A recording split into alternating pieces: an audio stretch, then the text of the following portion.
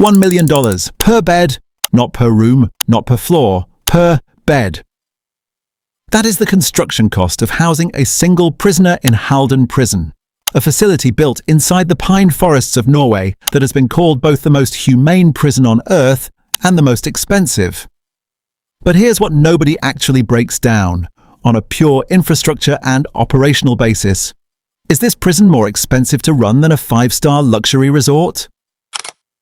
The answer is going to genuinely surprise you. Stick around for the number at the end because it changes the entire way you think about where money gets spent. Halden Prison cost $250 million to build. That's not the annual operating budget. That is the construction cost alone, before a single guard was hired, before a single prisoner walked through the gate.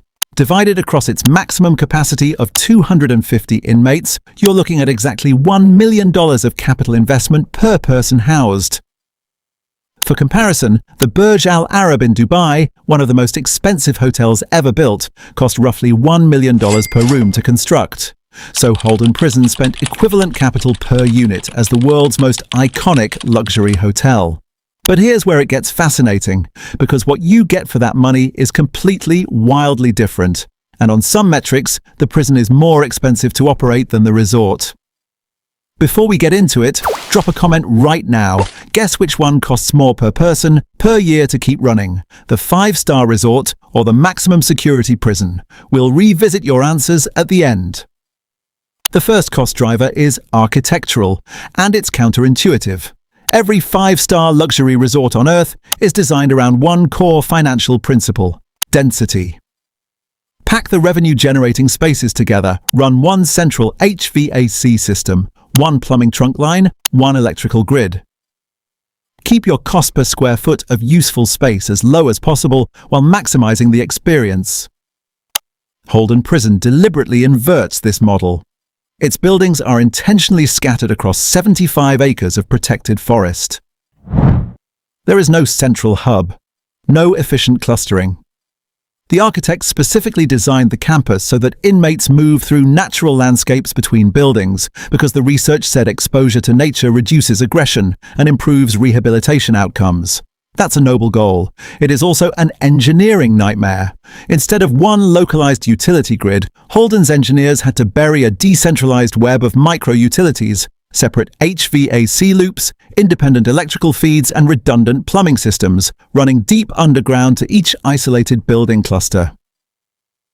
The construction premium for this alone is estimated in the tens of millions over what a centralized layout would cost.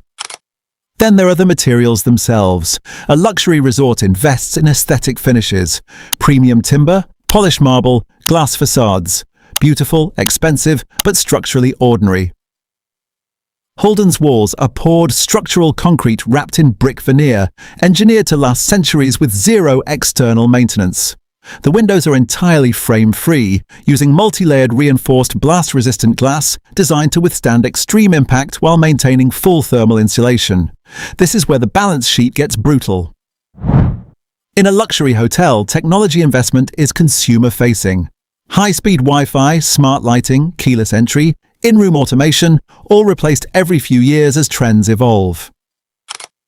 Halden's security technology cannot be consumer-grade. It has to be flawless, every single day, with zero downtime, forever.